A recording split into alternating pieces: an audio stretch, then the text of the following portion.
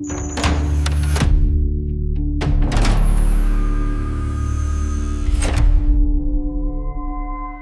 regreso aquí en El Avance Radio a través de 100.1 FM. Recuerden nuestras redes sociales, @El Avance Radio y @El Avance Media. También nuestro periódico El Avance impreso y El Avance en su versión digital, siempre actualizado, informaciones verificadas en cada página. A las 7:36 llega El Avance sobre la mesa. Don Martín Severino, ¿usted qué nos tiene para este minuto? Muchísimas gracias, don Carlos, y como siempre saludando a esos amigos que nos oyen y a los que se unen ahora a esta importante transmisión. Miren, en el día de ayer, como apuntaba don Carlos al inicio, pues Gonzalo Castillo celebró su primer acto político, donde fue respaldado por Charlie Mariotti y otros ex 7 senadores del Partido de la Liberación Dominicana. ¿Qué sucede? Que vimos a un Gonzalo que habló por primera vez después de 6 años, rompió el silencio. Todos sabemos, Gonzalo, pues estuvo siendo el candidato presidencial del PLD en el 2020. El PLD ve en Gonzalo Castillo hoy en día el hombre que puede solucionar todos sus problemas y regresarlos nuevamente a la casa de gobierno. Gonzalo declaró estar listo, pero Gonzalo debe de entender que estar listo no solo conlleva tener el apoyo popular de las masas. Estar listo no solo conlleva tirarse selfie y hablar de una manera llana. Estar listo también supone no solo abordar los temas populares, como el tema de la migración haitiana que lo tocó ayer, el tema de la delincuencia que lo tocó ayer, o el tema de mantener las relaciones bilaterales con los Estados Unidos a gran capacidad, más de la que ya hoy en día hay. Me pareció sumamente preocupante el hecho de que el equipo de Gonzalo quiera restringirlo, de que este sea abordado por la prensa nacional. Eso no debe de ser y eso no debe de seguir continuando si ellos quieren que Gonzalo sea el candidato presidencial del PLD y el posible pues candidato que gane las elecciones en 2028. Eso es algo que se debe de manejar y que debe de preocupar. Gonzalo y su equipo deben de entender que la política de hoy en día no es la política de los años 90, donde usted venía y abordaba dos o tres temas importantes y ya diciendo que voy a bajar los huevos, que voy a bajar los víveres. Gonzalo debe de entender que hay temas preocupantes. Me llamó mucho la atención de que Gonzalo no abordara el tema de las medidas que dispuso el partido de gobierno, cuando más adelante, en el día de ayer, el presidente de ese partido, Danilo Medina, pues refutó estas acciones, señores. No se puede tener un candidato, no se puede creer en un candidato que solo está por arribita. Si Gonzalo no está listo, como él dijo, entonces ¿quién realmente lo está en el PLD? Si Gonzalo no está preparado, como él dijo en el día de ayer, y se notó que realmente no lo está, ¿quién será que dirigirá los destinos de la nación si en una eventual elección Gonzalo Castillo llega a ser el presidente de la República? Hay que tener mucho cuidado con esto, señores. Mucho cuidado con esto. No se trata solamente de que yo abrazo al pueblo, de que yo soy cercano, de que yo te doy una fundita. La política actual no es esa. Los escenarios mundiales requieren de personas altamente preparadas, que cuenten con el dominio y el manejo de los temas primordiales y los temas principales. Y de hecho, vuelvo y lo reitero, llamó mi atención que el tema que está en tapete y que ha estado en tapete en los últimos años, en los últimos días, que fue abordado el pasado lunes por el PLD en su reunión que realiza semanalmente y que fue abordado más tarde por el presidente Danilo Medina, el expresidente Danilo Medina, no fuera tocado por el señor Gonzalo Castillo. Si la historia ha demostrado algo, don Carlos, querido equipo, es el hecho de quien no está preparado para gobernar, la misma historia lo ha sacado y no lo ha recordado. El hecho de que Gonzalo Castillo se muestre de esa manera en su primer acto no es más que un reflejo, señores, un reflejo de que en la actual coyuntura, en el actual ring y bajo las actuales circunstancias, Gonzalo Castillo no está listo como él afirmó. Bueno, a las 7:40 uno que sí está preparado, ese es don Víctor Erasme. Gracias, Carlos. Bueno, sí, hay que decir que si Gonzalo no aprovechó estos 4 años para prepararse, porque Gonzalo es el aspirante dentro del Partido de la Liberación Dominicana que tiene mejor impulso, hay que decirlo. Y si Gonzalo realmente demuestra esa preparación que Martín está diciendo, se puede convertir en un dolor de cabeza, no solamente para la Fuerza del Pueblo, sino para el mismo PRM.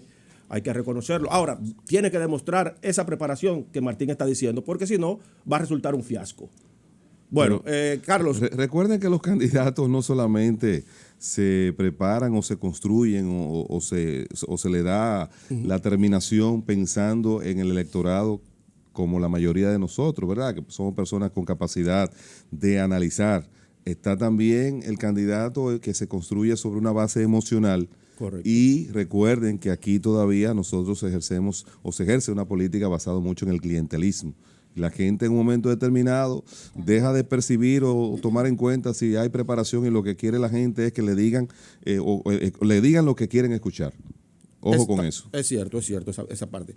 Bueno, Carlos, dominicanos, hoy quiero hacer un comentario breve y es analizar de manera puntual cuál fue el resultado de las elecciones en Colombia, en las que el candidato de la derecha, Abelardo de la Espriella, del Partido Defensores de la Patria, de reciente creación, derrotó a Iván Cepeda Castro, candidato del oficialismo del movimiento político Pacto Histórico. Y aquí tengo los datos. Bueno, según el órgano electoral de Colombia, hubo una participación histórica para una segunda vuelta de un 63.60%, luego de un 99.99% de mesas escrutadas. Los votos totales fueron 26.345.364. Votos en blanco, 426.848. Votos válidos, 26.095.102. Y votos nulos, 220.763. Y aquí están los resultados, los que interesa realmente. ¿Qué cantidad de votos obtuvo Abelardo de la Espriella? 12.959.542 versus 12.708.712 votos. Un 49.66% versus un 48.70%. La diferencia fueron en votos 250.830 y en porcentaje apenas un 0.96. Estamos diciendo que es menos de un 1% y ahí rescato algo que Carlos decía en la introducción y es que Colombia está prácticamente dividida entre los que apoyan a la izquierda y los que apoyan a la derecha.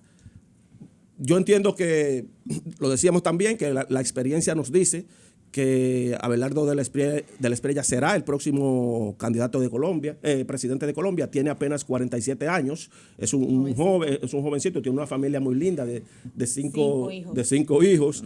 Es un empresario, prácticamente es un outsider, porque no era un político tradicional y viene con un discurso de mano dura contra la guerrilla, contra los narcotraficantes y contra los delincuentes, e incluso ha prometido crear en Colombia cárceles al estilo Nayib Bukele, las que Nayib Bukele ha creado en El Salvador. Esperemos entonces este giro a la derecha que ha dado Colombia y vamos a dar seguimiento a cuál será el resultado. Gracias. De las 7:44, girando a la derecha y no a la izquierda, aquí está Yulisa Reyes.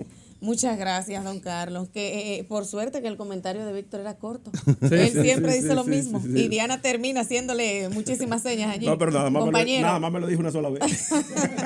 Miren. Víctor es un hombre obediente. Sí, es un hombre obediente. La comunidad internacional debe plantear otras ideas que no carguen más de lo que está ya la República Dominicana con la situación que vive Haití y el estado fallido en el que está sumergido.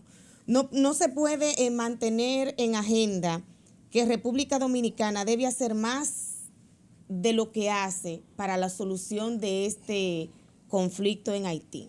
Haití se ha convertido indiscutiblemente en una carga para este país y la comunidad internacional está de espaldas a esta realidad. Si vamos a nuestros hospitales de la red pública nacional, podemos ver con muchísima facilidad mucho más haitianas que dominicanas recibiendo allí servicios médicos. De hecho, La mayoría de las que, o muchas de las que dan a luz en estos centros de salud público de República Dominicana son haitianas. Cada vez que una haitiana pare en uno de nuestros hospitales, se le carga al Estado un aproximado de casi 33,000 pesos, 32,500 y tanto de pesos, casi 33,000 pesos por cada parto haitiano que se realiza en un hospital público dominicano. Llegaremos al momento en el que las dominicanas no podrán tener acceso a la salud porque los recursos económicos dispuestos para que los dominicanos reciban asistencia médica en estos hospitales, pues están siendo utilizados para las haitianas, que por supuesto no se le puede negar el derecho a la salud porque eso es un derecho fundamental del ser humano al cual usted tiene derecho, no importa el país en el que esté ni su estatus migratorio. Pero la realidad es que esto drena y que perjudica bastante al sistema de salud público dominicano. República Dominicana también necesita ayuda con esta situación de Haití y la comunidad internacional tiene que tener claro que los dominicanos están en derecho pleno de hacer uso correcto de sus políticas migratorias que buscan y que dirigen cuidar la soberanía nacional y el Estado dominicano. Yo creo que esta visita que realizó en días pasados Antonio Guterres a la República Dominicana, más que una visita enmarcada en lo que es la diplomacia, de alguna forma lo que viene es quizás a ponerle mayor responsabilidad a República Dominicana cuando él emite comentarios, por ejemplo, como los que dijo al ser entrevistado, que él sabe que República Dominicana puede hacer más por la situación de Haití, que está esperanzado en que junto a otros países se pueda intervenir Haití con el tema de sus bandas y todo lo demás. Pero es indudable que siempre que Haití ha tenido una situación, este país es el primero en llegar con las ayudas. Este país es el primero en disponer que verdaderamente Haití pueda ser ayudado y de manera inmediata hasta se envían equipos para ayudar a Haití. Frente a esto, yo creo que el secretario general de la Organización de Naciones Unidas debe ser un poquito más justo. Y yo creo que los países que se concentran en este organismo internacional deben tener mayores niveles de responsabilidad para intervenir a Haití, más allá de considerar que República Dominicana es el país que más debe hacer por Haití, porque de hecho República Dominicana es el país más golpeado, más afectado con la situación que vive Haití. Por eso dije ahorita que no solamente Haití necesita ayuda, sino que también República Dominicana necesita ayuda para poder intervenir en este conflicto, porque solo no podemos, y más de lo que se ha hecho desde la historia, ya no se puede hacer.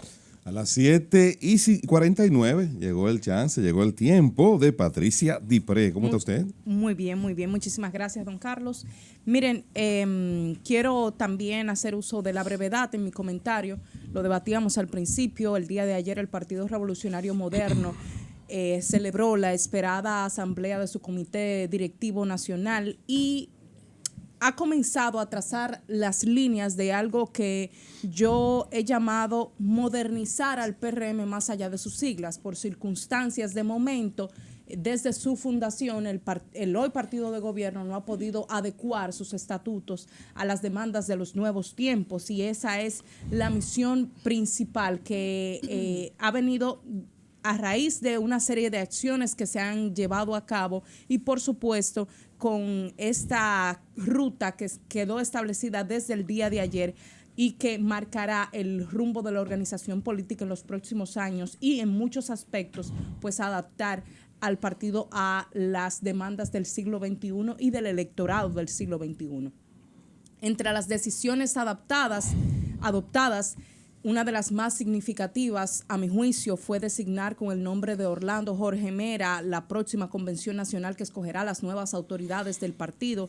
Yo debo decir que esta decisión, respaldada a unanimidad y de pies, además de tener una profunda carga simbólica, es un homenaje a una figura que dedicó parte de sus mejores años a la construcción institucional del partido y a la defensa del sistema democrático. Quienes tuvimos la oportunidad de conocer de cerca su trabajo y en calidad de delegado político del PRM ante la Junta Central Electoral, sabemos que su legado no se limita única y exclusivamente a una trayectoria política, sino que además entendió que en la política había un profundo ejercicio de servicio, de organización y de compromiso institucional con el país.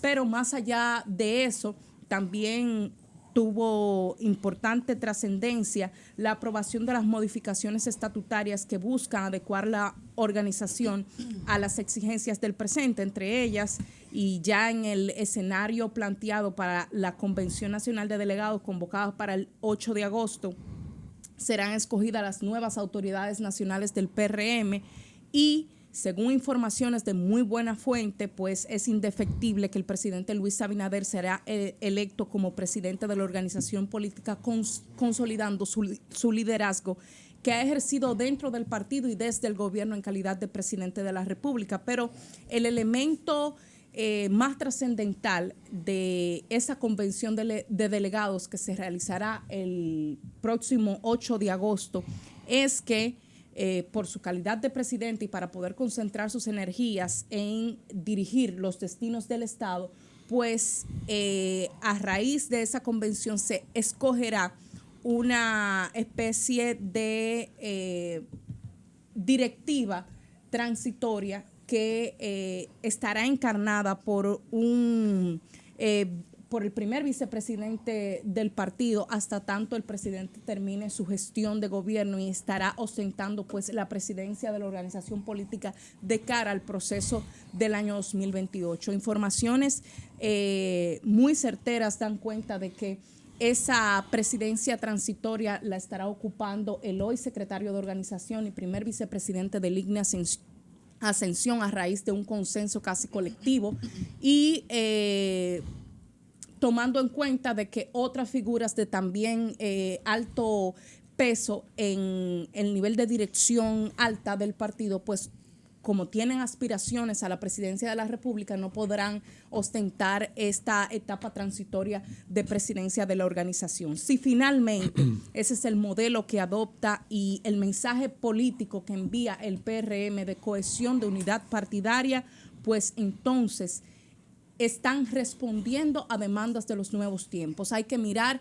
una fotografía en los recientes sondeos que ya no es tanto un tema de vender estructura, es más que todo un interés de entender que el electorado necesita garantías en el sistema de partidos que no están dadas en el momento actual y que están quedando demostradas en los recientes sondeos de que esa simpatía por el ninguno cada vez deja en evidencia que se le está perdiendo la fe a nuestro sistema de partidos, y esa debe ser una apuesta constante del hoy partido de gobierno, no perder ese interés de un electorado que tendrá mucho peso de cara a los procesos electorales venideros. Muchas gracias, Patricia, muchas gracias. La verdad es que para ser lunes hay muchos temas. Muchísimos temas políticos, pero hablando de política y después de un fin de semana tan activo en esa área que tuvimos, momento de escuchar el comentario de don Carlos del Pozo. Muchas gracias, compañeros, muchas gracias a la gente que cada mañana dedica parte de su tiempo a escucharnos en la radio,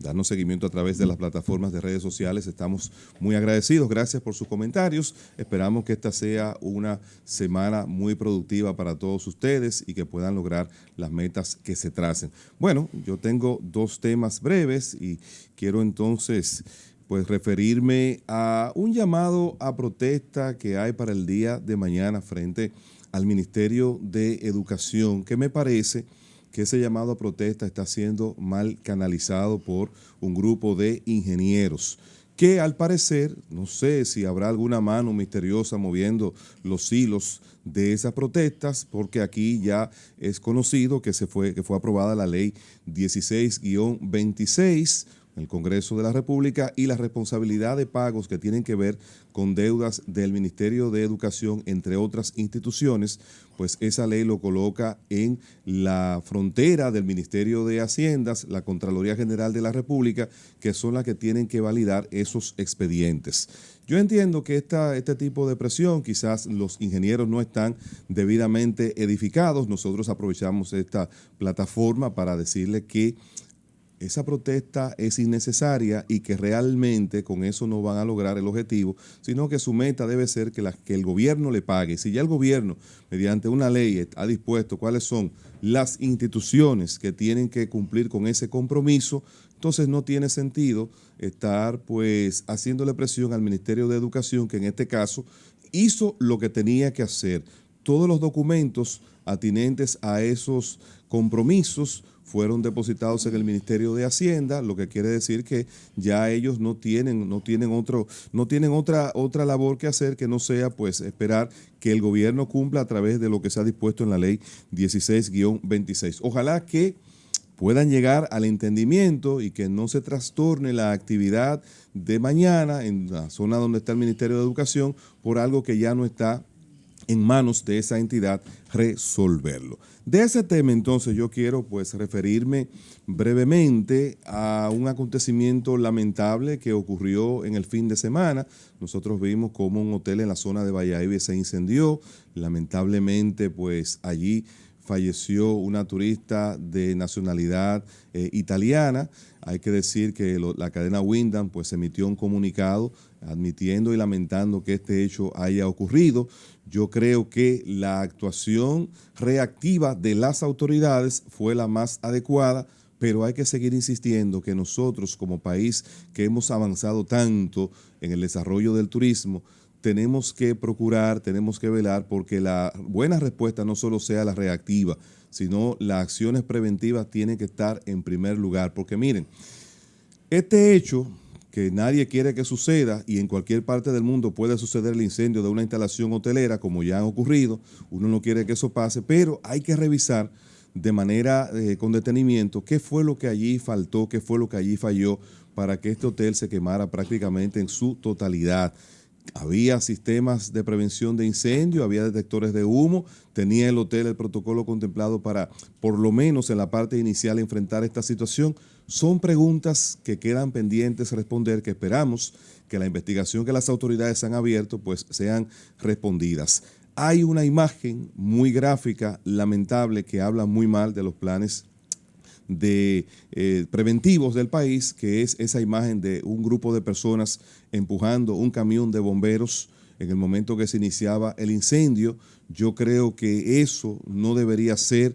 Las alcaldías, las autoridades tienen que velar porque las zonas turísticas y nuestro país por lo menos tengamos las herramientas para que en eventualidades como estas se pueda dar una asistencia más rápida. Hay que decir que hay toda una historia de dolor, de frustración, gente que vino al país a vacacionar, gente que vino al país a pasarla bien, pues lamentablemente ocurrió este cierre lamentable de este hecho, donde esas personas, más de 1.600 personas, perdieron prácticamente todas sus pertenencias. Qué bueno que el cuerpo consular presente en el país, embajadora italiano, la Cancillería Dominicana, pues ha canalizado que esta gente pueda regresar en el menor tiempo posible a su destino, pero yo insisto de que no podemos conformarnos con que la respuesta reactiva haya sido positiva cuando hay que seguir fortaleciendo la respuesta preventiva. Lo dejo ahí porque nosotros vamos a continuar, dice el director, que toca avanzar. Entonces, director, avance usted.